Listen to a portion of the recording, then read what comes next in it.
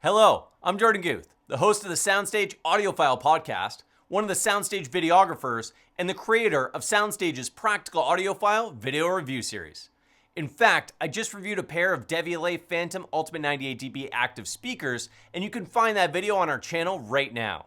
But before you watch that video, you should watch this one, because I'm about to tell you what's new on the SoundStage network for January 15th.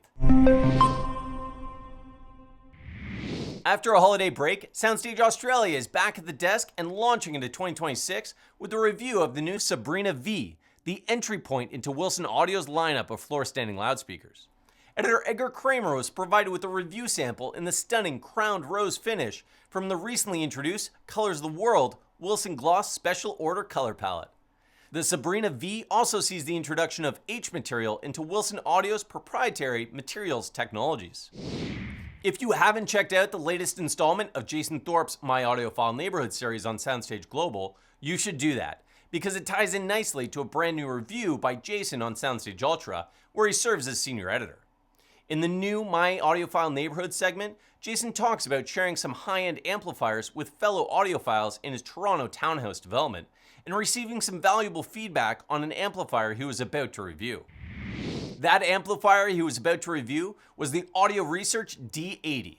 This tube-based design is one of 6 new products from the legendary American brand following its recent restructuring. Jason loves the sound of tubes, but uses a solid-state powerhouse as his reference amp, partly because it's more suitable for his reviewing gig. I still think that I'm better off with a solid-state amplifier while I'm writing for SoundStage, he states, but then adds, but holy hell, if I only need to listen for the sheer pleasure of it, I jump on this here Audio Research D80 in a heartbeat. Check that review out.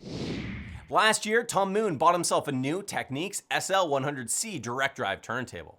The Technics table comes with a pre-mounted Audio-Technica AT-VM95C cartridge, which has a conical stylus. But that cartridge is also available with more advanced styli, not just elliptical, but also microline and Shibata.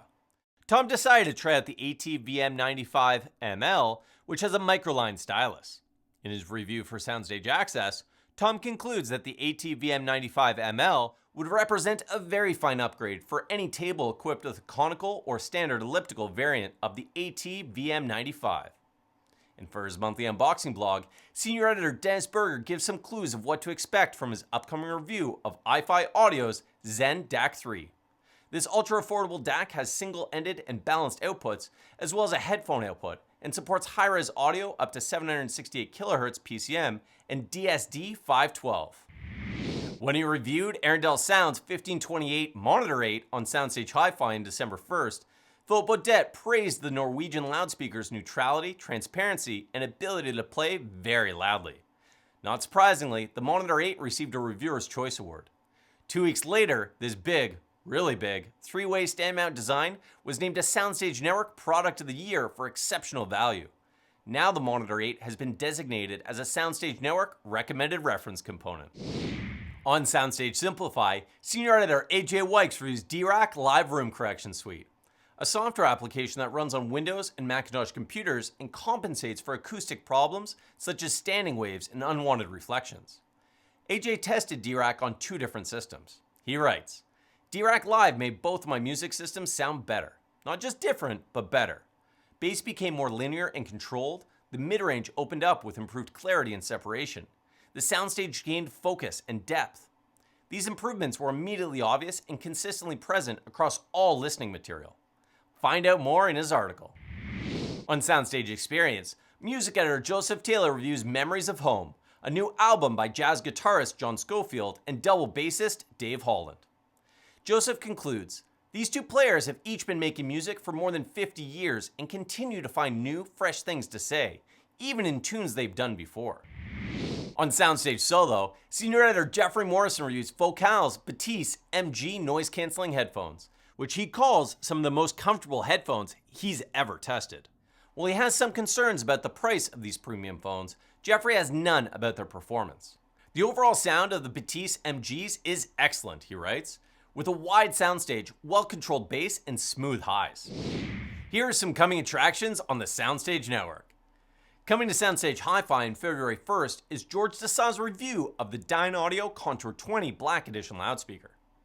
a two-way rear-ported design that mates a 7.1-inch mid-range woofer with a 28mm SOTAR 3 Hexus tweeter, which is the Danish company's most advanced design.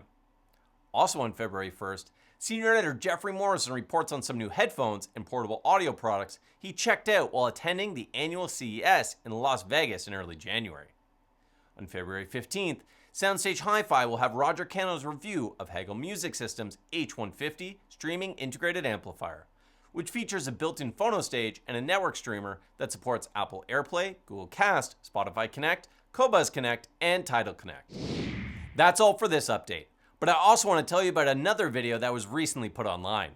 It features Electric Company's EC5 preamplifier, a unique design with a volume control that has 1,000 steps and was created as the ideal mate for the company's newest power amplifiers. Thanks for watching and see you on February 1st.